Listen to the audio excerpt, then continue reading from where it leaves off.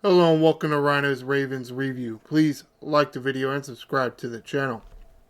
Very big win for the Baltimore Ravens over the Pittsburgh Steelers.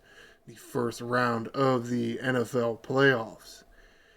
Finally, we can say that Lamar Jackson has won a huge game. He's won a few primetime games. He has won a few playoff games, but this was a big one. Your division rival, your most heated rival, maybe the most heated rivalry in sports. Pittsburgh Steelers, Baltimore Ravens, and Lamar Jackson has a very good game. And to a certain extent, Derrick Henry had a huge game himself. So that helps a lot when you have Lamar Jackson and Derrick Henry in the same backfield. And the Ravens offense used that to their advantage. Several runs by Lamar Jackson early. What do I have down here on my notes?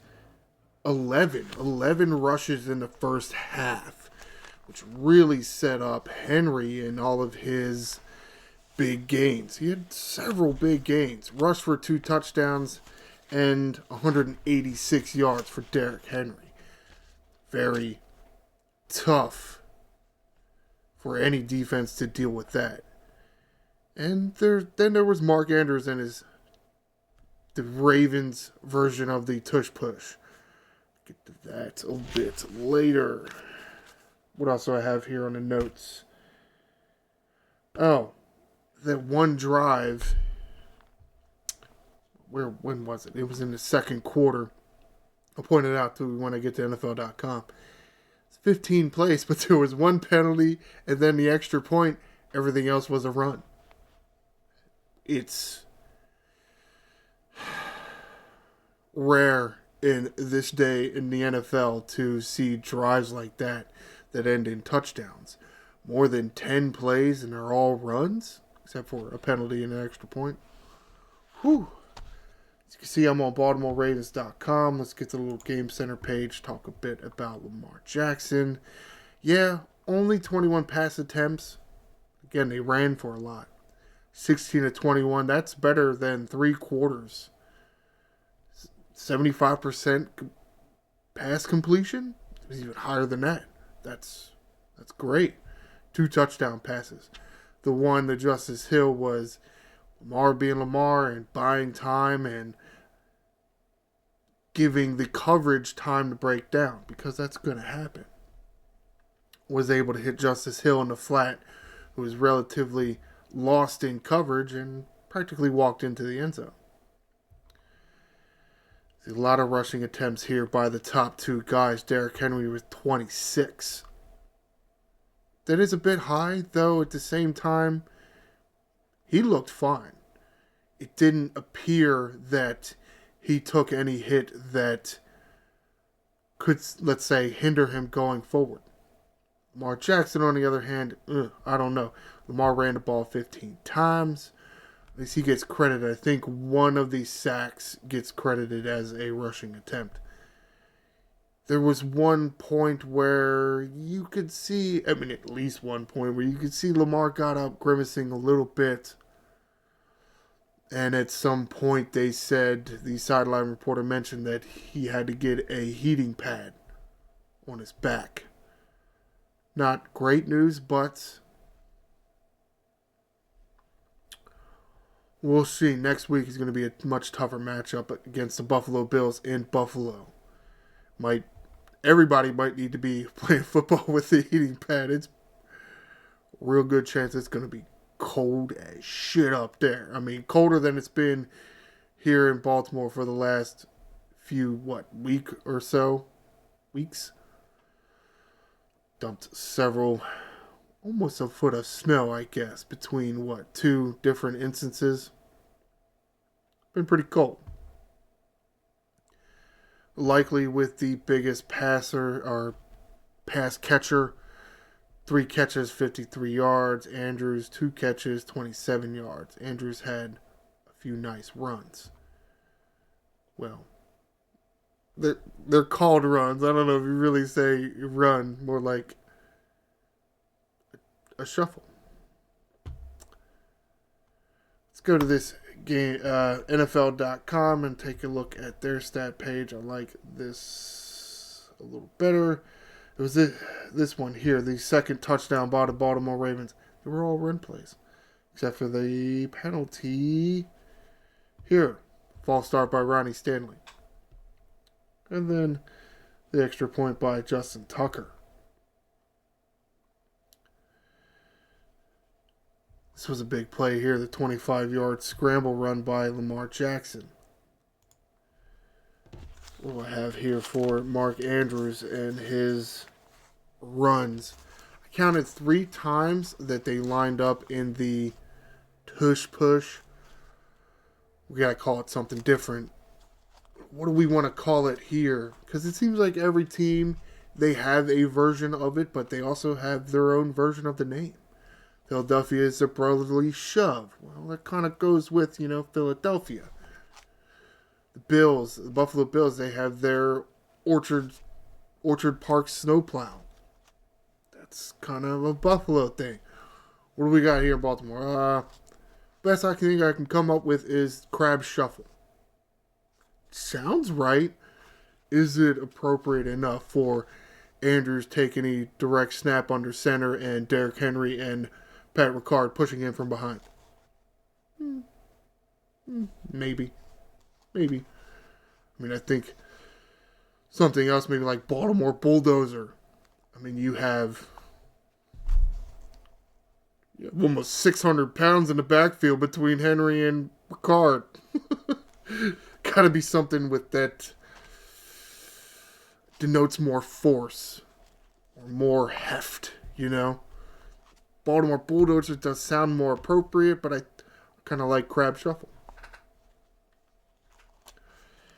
And 3 times that he lined up that way, 2 actually they counted the play and got the first down. That 3rd time was more Steelers trying to get people on and off the field, and Andrews, hikes the ball, and it's a penalty on the Steelers for too many men on the field. So it doesn't count as an actual play, but he lined up to do it.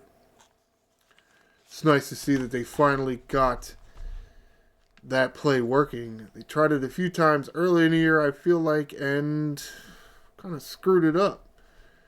3 times I think they've screwed that play up. Derrick Henry flinching twice, and Charlie Kohler bobbing his head up and down when he's doing the cadence.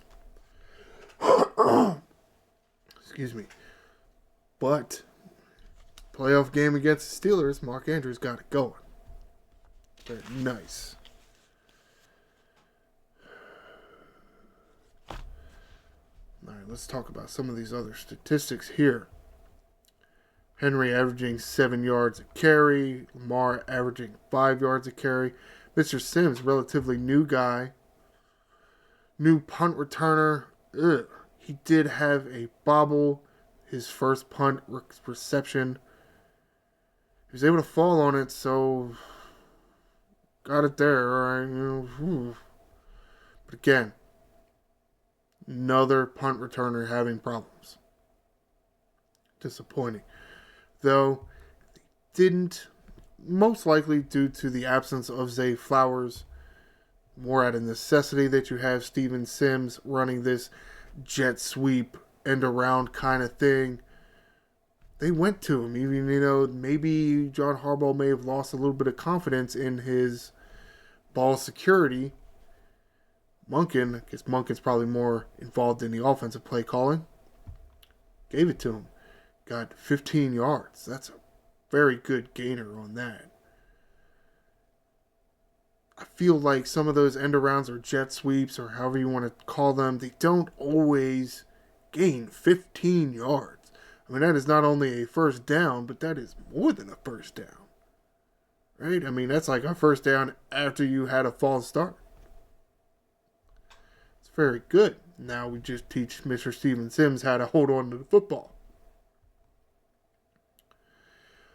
Likely his 3 catches on 4 targets. Andrews 2 catches, 3 targets. Aguilar came up with a big catch in the 2-minute drill at the end of the first half.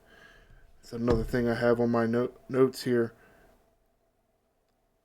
The touchdown drive here, 10-play drive, including the extra point and the kickoff.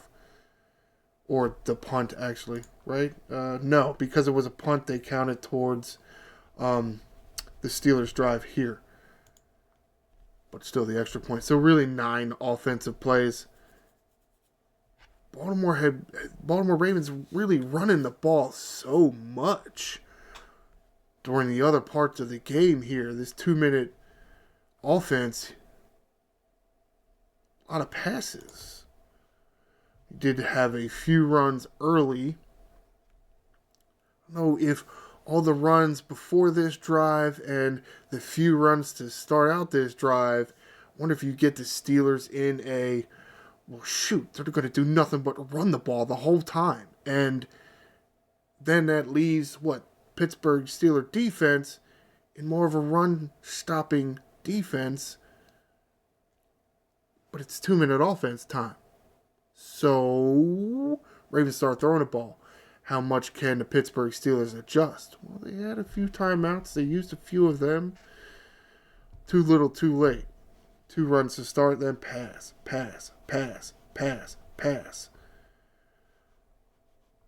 a 9-yard pass to start, 25-yard pass, then only 4, then another 20 to Andrews.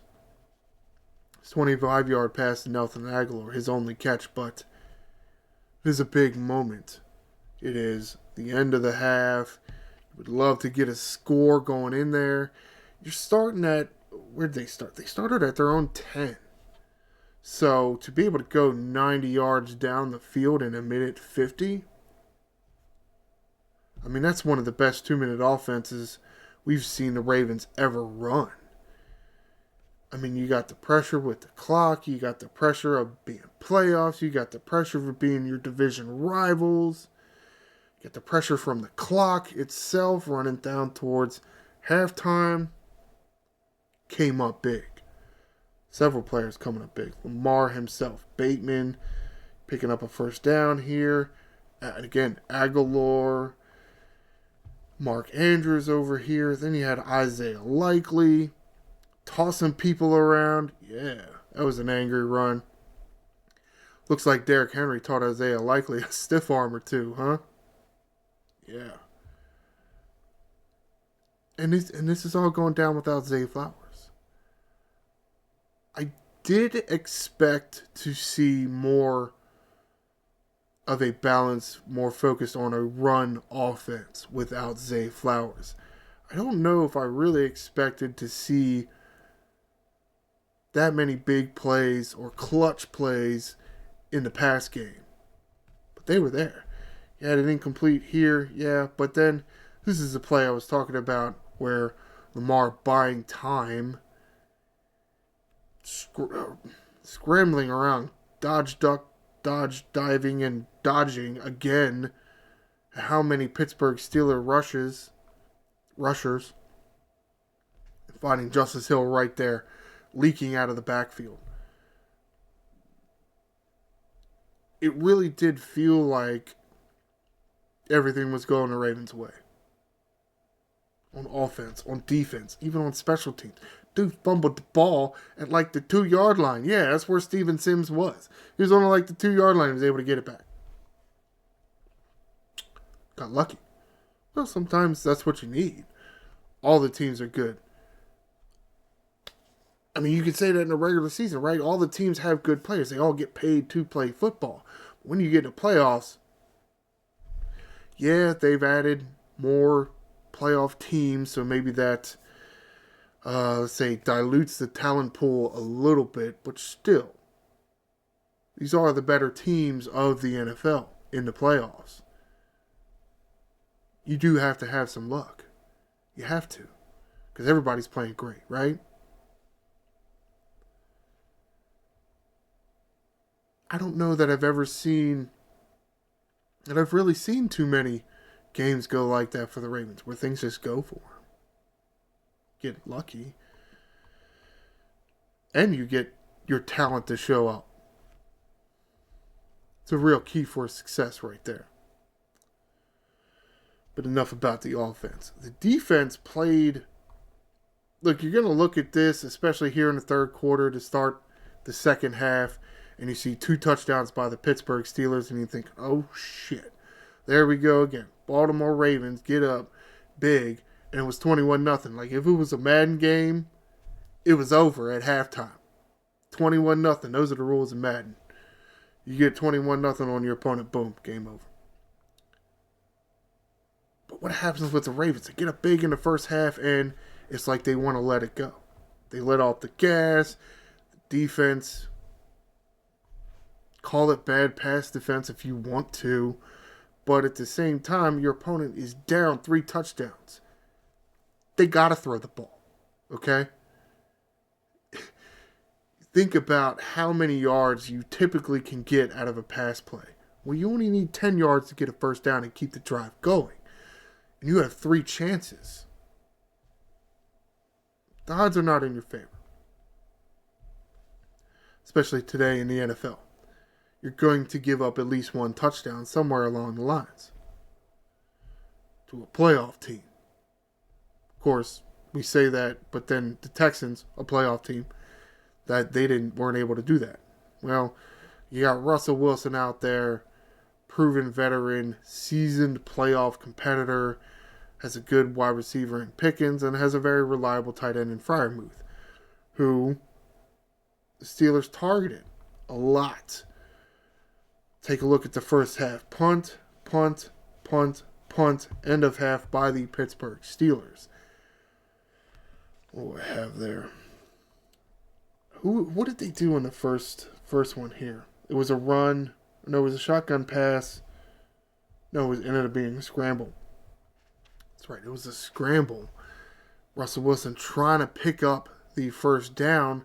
Van Noy was right there to come off of his blocker and get Russell Wilson down before he was able to gain the first down. Very key. The next 3 possessions by the Steelers all ended with passes to Freiermuth. Somewhat odd. Or Darius Washington on 2 of the tackles. This one here. Pass to Freiermuth. Only a gain of 5. It was 3rd and 7. Or Darius Washington right there to stop Freiermuth from getting any more. Got 5 yards, but you know what? He didn't get no more. And you couldn't give up any more either. Because, how often do you catch a 5-yard pass and you literally just fall down because, you're 6 foot? You get another 2 yards. Or Darius Washington didn't allow that to happen. Here, this other punt. I was a bit surprised on this one because 3rd and 2, you had a 1-yard pass somehow. And again, this is luck. And I know there is some talent here, but it's luck. You had 2 yards. Dude, catch it. You only had 2 yards of cushion to give up. Wilson to Freiermuth for a 1-yard pass. Or Darius Washington right there to not let him fall forward too much and somehow get him down. I don't know, man. It was like a foot away from a first down. Somehow. Again, luck. To a certain extent, some of that is just luck. Combined with skill. Obviously, it's not like I'm trying to say that our Darius Washington has 0 skills. It's just... And how lucky is it that Pittsburgh doesn't go for it? It's 4th and like a foot. I'm sorry, you didn't go for it? Really? I guess Mike Tomlin, coach of the Pittsburgh Steelers, he was thinking, well, we're only down by a touchdown at this point. Why go for it? If we get stuffed, you give the Ravens the ball back in very good field position. Of course, the Ravens get a touchdown on the next drive, so it's not like it really mattered that much anyway. Very puzzling to see the Pittsburgh Steelers not go for it there. But they didn't. And then, not to be outdone, this other punt, the last punt of the first half, Freiermuth again. This time Stevens bringing him down. It's a 3rd and 18. There was a penalty. That's right. That penalty on Pickens where he pushed off on Humphries. I said Humphries again. I think I did good all season. Messed it up now.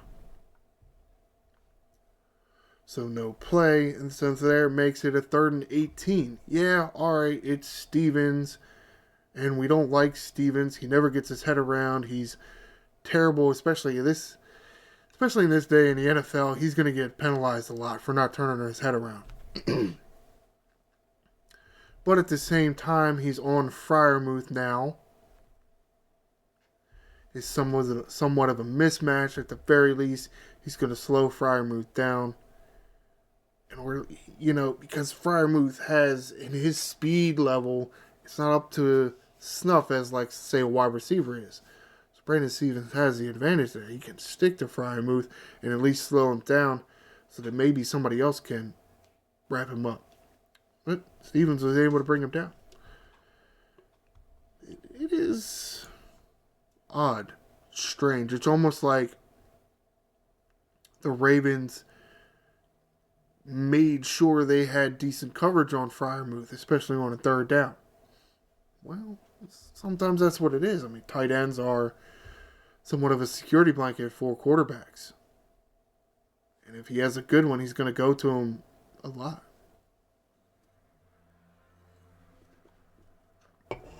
Nice to see it not working. But at the same time, and this is where a luck factor comes in, not really pushing the ball down the field too much. By the Pittsburgh Steelers. It did change in the second half. As the defense did have, Baltimore Ravens defense did have a few miscues. Of course, a few really nice catches by some of these Steeler receivers. Had several on the sideline. It is like completely outstretched hands, snagging the ball. Oh, man.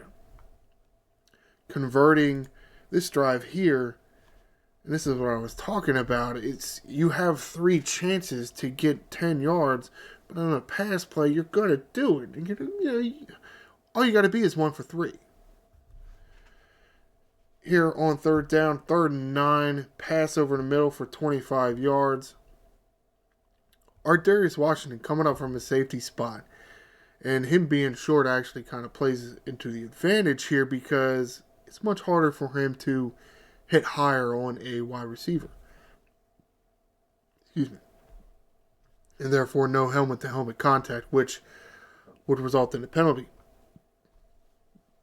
But Washington lays a big hit here on Austin. And give Austin credit, he held on to the ball. Many receivers over the years have dropped the football on hits like that.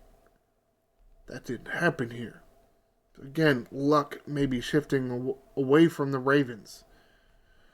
Well, it happens, especially at halftime, right? Your coach or your team leader gives a speech and inspires players. Oh, that is not what I wanted. Okay. We have a sack here of Russell Wilson by Matabike. Had a few in the game. He showed up big, which is what you need. Your big money guys. And for the Ravens, that's like Lamar Jackson, Derrick Henry, Matabike, Humphrey. You need players like that to show up in big moments. Matabike did. 37-yard pass here. Deep to the left sideline. This is one where Williams is just like completely stretched out. Don't know how he really caught it. A little bit of skill here. This touchdown, this was somewhat concerning. The Ravens appeared to have 2 high safeties. Let's say Hamilton was on the left side of the formation. I guess if you're on defense, it's more the right side. Washington kind of covering the left side. There's Brandon Stevens all alone with Jefferson. And he's in trail position, almost like he thought he had over-the-top help.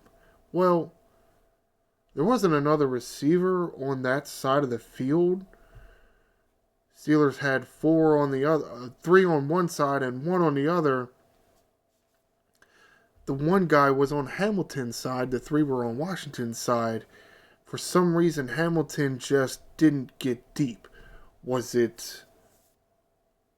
Did we, as viewers, misinterpret the play call? Was Hamilton not supposed to be deep? I feel like, given what I saw with the routes, Hamilton should have went deep. I don't. Three on one side, one on the other side. There was like no short routes on Hamilton's side. Like, why are you not back further? You should have been back more. What do you expect? Stevens to stay back? Maybe. I don't know. I mean, I feel like a safety should have been over top of Stevens. It really looked like that's the way it should have gone. Again, was that the play call? No. But it really looked like Hamilton screwed up. It looked like he got, let's say, distracted. Freiermuth, it would appear, kind of motioned himself more towards the middle of the field. And maybe that's what Hamilton saw. He may have saw something. Oh, man, I got to come up in here and stick to Freiermuth because he's going to enter my zone soon. And then it allowed Stevens to get beat deep over the top. So something I noted here was maybe Hamilton showing that he's human and making a mistake in coverage. Maybe. Though, what helps your defense is score a touchdown right after that. It doesn't help, right? I mean, you essentially just traded touchdowns. You're still down by 3 touchdowns. So, what I wrote down here for the defense, I got a couple notes here. Forced Steelers to punt on 4 of their 5 first half drives. I didn't specifically mention that, but I did go over the first 5 drives. The last one being, 1 or 2 seconds left on the clock. Freiermuth wanted to see the surprise Steelers and go for it. Humphrey had a few nice rushes from his nickel jack spot. He did have the one where Darius Washington had a big hit. He did get in the end zone because, the Steelers started that deep, paint on Russell Wilson's cleats as he's trying to throw this ball. Humphrey was in the backfield, but the running back got over there quick and picked him up. Was it a completely legal block? I don't think so, because just the body language and the way he appeared to grab Hook and turn Humphrey as he's trying to come in there kind of looks like a hold to me. And when you don't see a replay, then you kind of think there was a penalty committed. Because how do you not show a replay of the block being picked up? Because if that block isn't picked up, Humphrey hits Wilson in the end zone. That's a big play. You would want to show fans a replay of that. And you didn't. Because it's a good question.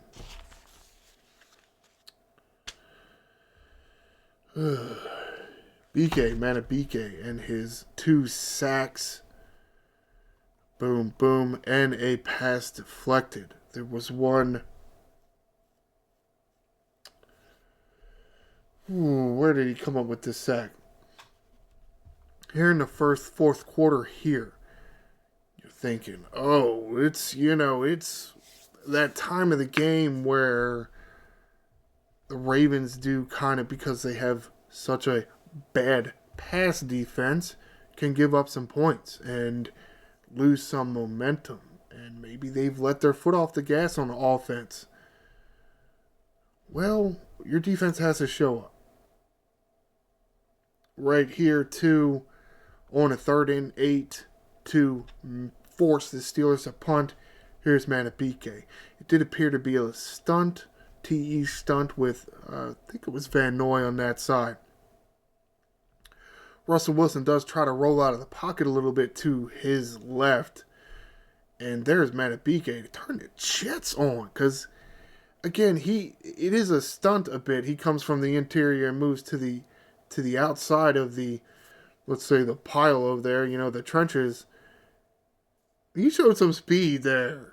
He showed some speed, some quickness to get to Russell Wilson real quick before he could, let's say, get the pass off and risk completing it and picking up the third down there, doing a third down conversion. Again, big players coming up in a big moment.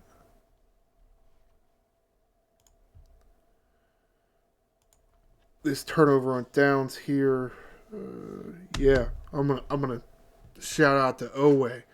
I know he's one of the ones I've kind of been busting on this whole year. You need to see more from Odafe Owe, and it's just you don't see. I feel like I don't see enough.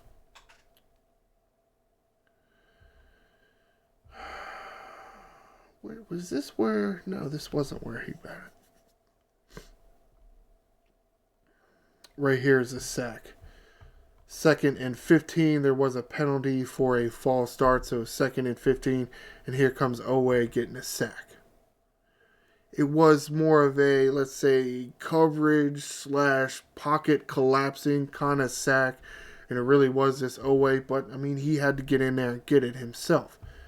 If it wasn't him, then would Adisa Isaac or Van Noy or David Ajabo, would they have been able to do it? I don't know, but Owe was there and he got it himself. So, puts you at a 3rd and 22. Well, that's certainly going to help a lot. It's going to help your defense a lot when, the final few minutes of the game are ticking down. Now, of course, at this time, there's almost 8 minutes left in the game. When you got a Baltimore Ravens offense that can run the ball like they can and take some time off the clock, it's going to limit the amount of drives your opponent is going to have. So if you can get a sack here and make it a 3rd and 22, that's something that is really going to help a defense out, because the Steelers are probably not going to run the ball here, right? Maybe they are, maybe they're not. I don't know. They're probably not going to, because time's ticking away, and now it's 3rd and 22. So Steelers were able to get 7 yards on a pass play. They're about midfield here, so that puts them on Baltimore's side of the field. Well, but it was only 7 yards, so 4th and 15. And this will be the Pittsburgh Steelers' last play. It's funny to hear Kirk Herbstreit, primarily a college guy, as far as I've noted through my years, he's talking like, oh, Pittsburgh Steelers, they can get 2 or 3 drives, depending on how their defense plays. Ooh. And he was saying this like, here. Last set of downs that Pittsburgh Steelers had in this game. And he's like, oh, they can get 2 or 3 more drives. Nope. Sack. Only 7-yard pickup. Then an incomplete pass. One of those high moon balls to the end zone. Safeties for the Baltimore Ravens didn't have any kind of miscommunication this time, because both Hamilton and Darius Washington were in the end zone. Yeah, that wasn't gonna that one wasn't gonna get completed to anybody. Darius Washington got his hands on it, but he couldn't reel it in. It was a little disappointing, but whatever. I don't know if he would have brought it out. It would have been nice to see, but it's fine. And then here you go. Last drive. Where was the thing by? This is, and I know I'm dragging this on a little bit, but the emphasis on the crab shuffle or Baltimore bulldozer, whichever we prefer, and Mark Andrews, second to last play of this game, the 3rd and 1. It's 3rd and 1. Look, you don't want to give the Pittsburgh Steelers. You don't want to give the Pittsburgh Steelers the ball back at all. You don't know what could happen. Pass interferences on deep shots, Hail Marys, onside kicks. You want to take all that out of the equation. What does Todd Monken draw up? Mark Andrews and the crab shuffle. And he picks it up. Seals the game because then Lamar Jackson kneel. I wonder if they count that as one of the rushing attempts. There's still a lot of rushing attempts by Lamar Jackson. A little more than we've seen, but you kind of need it. It's the playoffs. Alright, let's get to the logistical shit for next week and get out of here. Buffalo Bills. They won their game big. Somewhat of a... I'll call it an upset. I didn't think the Texans would win, but the Texans won. Very nice win for them and D'Amico Ryans. But now they got to go to Kansas City. Of course, the Baltimore Ravens have to go to Buffalo. Play the Buffalo Bills. Somewhat odd, the structure of this schedule is 2 AFC games this past weekend. They were on Saturday, and then the first game Sunday, and then it's the 3 NFC teams. It's weird that they did that, but whatever. Baltimore Ravens, we have the last game this coming weekend. Sunday night game scheduled for 6:30 p.m. Again, at the Buffalo Bills. Highmark Stadium. I think at one time they called it like Orchard City Park or something like that. It's Highmark Stadium. I don't know. This says CBS Paramount, so we'll go with that. So that is going to do it for this edition of Ryno's Ravens Review. Please stay tuned for this coming Saturday. Yeah, I know, a bunch of playoff games. But this coming Saturday, I'll preview the game between the Baltimore Ravens and the Buffalo Bills. Please like the video and subscribe to the channel. I'm the Angry Ryno. Fly Ravens, fly.